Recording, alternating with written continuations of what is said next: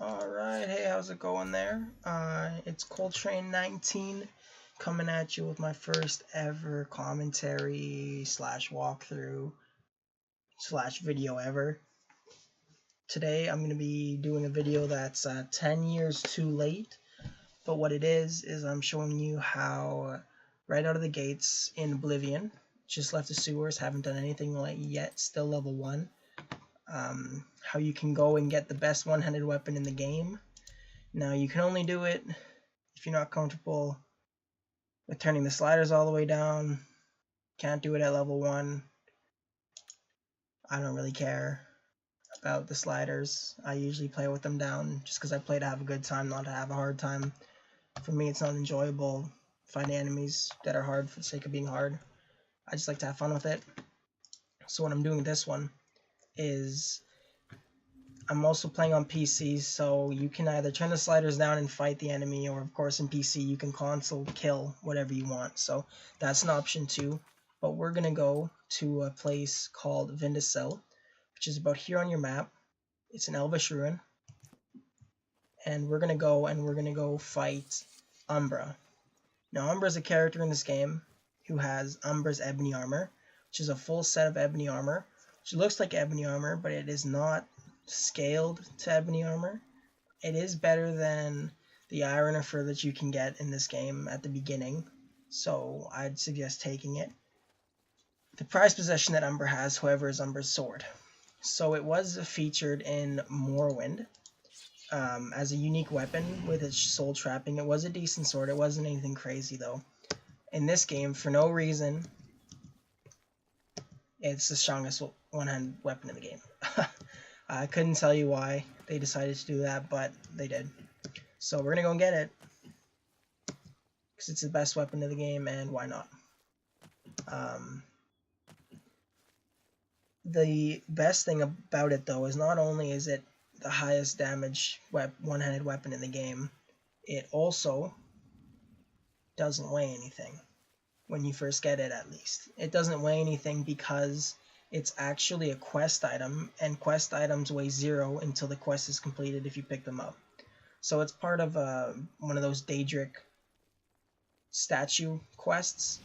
I think it's for Clavicus Vial, or at least I know Clavicus Vial's masks associated with it, because at the end of that quest you either decide to keep the mask of Clavicus Vial or keep Umbra. I'd say don't ever do the quest, because as long as you don't do the quest, the weapon stays at 0 pounds. So not only is it the best one-hand weapon in the game, it's also doesn't weigh anything, just super OP. So yeah, that's what we're gonna do. I have been doing this with all my characters for the last 10 years that this game's been out. But yeah, it's just a cool thing for you guys. I mean, again, if you guys aren't comfortable with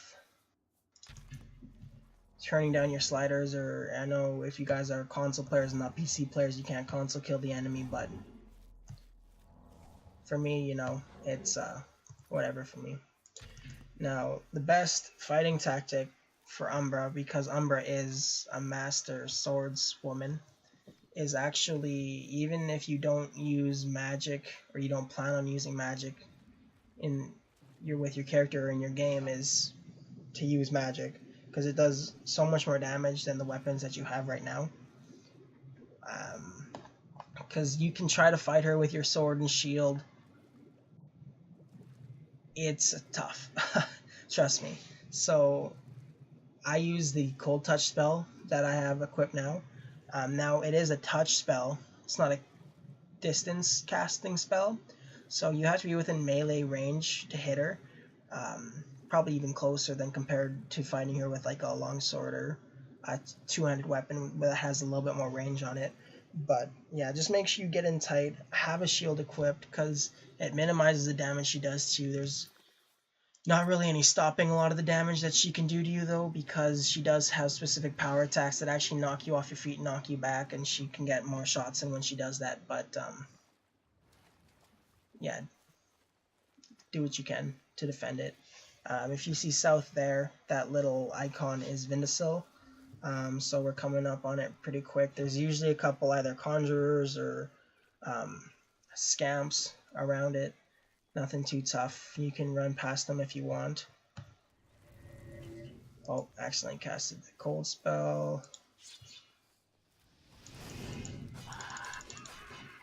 So we'll fight that one. We will fight this one.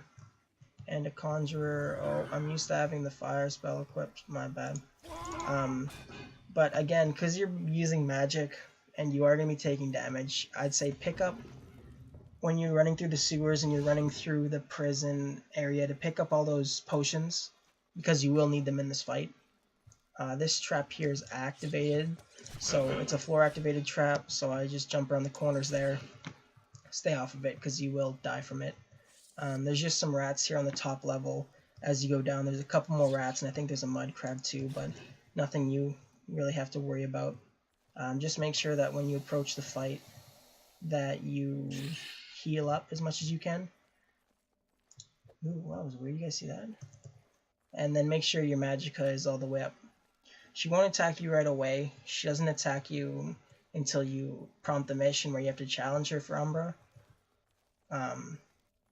So you can try and do a sneak attack with the bow. It won't really do much damage though, because you are such a low level.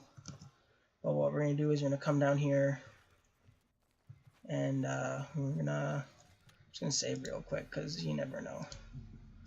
And we are going to, when she stops moving, hit her with the touch spell. Hit her a couple times. Now if you have the sliders onto the default difficulty, she can one-hit you with her power attacks. She does regenerate health as well. That is the spinning back attack right there that you do want to avoid if you can. I'm just going to heal some health here really quick and then regen some mana, so when I get up I just keep hitting her. Yeah, just keep hitting her as much as you can. So you want to try to avoid her swings, especially that one. Nothing too crazy though, just pop a couple potions. You should have about 6 to 8 potions once you get out of the prison, so... And then you should have like 3 to 5 sorcery potions, so just hit her one more time should do it. And then she drops there, so make sure you pick up the shield. It's a full set, so boots, caress, gauntlets, greaves, and helmet. Pick up some gold. There's nothing else really important in here, so I'm just going to take this gear outside into the light and I'll show it off for you guys. Talk a little bit more about it. But yeah, that fight's not too bad. If you turn the sliders down, definitely can't kill her if you have, you know, the sliders set to defaults. She is pretty high level, I guess, in this game. So, I mean, if you want to wait to level up a bit before you fight her, you can. Really nothing too important though. I just like getting this weapon right away instead of waiting for it. Yeah, all good if you guys, you know, you don't want to, you know, you need to play on your hard difficulties and all your stuff. It's you do you. So we'll just run out here and we'll equip the stuff. So we got the armor here. And then the shield is somewhere right there, and then we equip Umbra. Now see, steel short swords, this is 3 base damage. Now the damage does scale with you as you level up. So it's 3 base damage for the steel short sword. It's already 10 for Umbra here, and it only gets stronger. And as I said again, if you look, the steel short sword is 10 pounds. Umbra right now is 0. You can't drop it from the inventory though because it is a quest item. But yeah, this is what the armor looks like. So it's your base ebony there, which I like in this game. Looks really nice. Looks a lot better in Skyrim. I think that's one of the few armor sets that they really improved on. But there you see Umbra as well is a unique sword, one of the few in this game. That's it though. Now you have the Best sword in the game. You got some good armor for your level. Go about doing the main story, running around, whatever you want. That's it, yeah.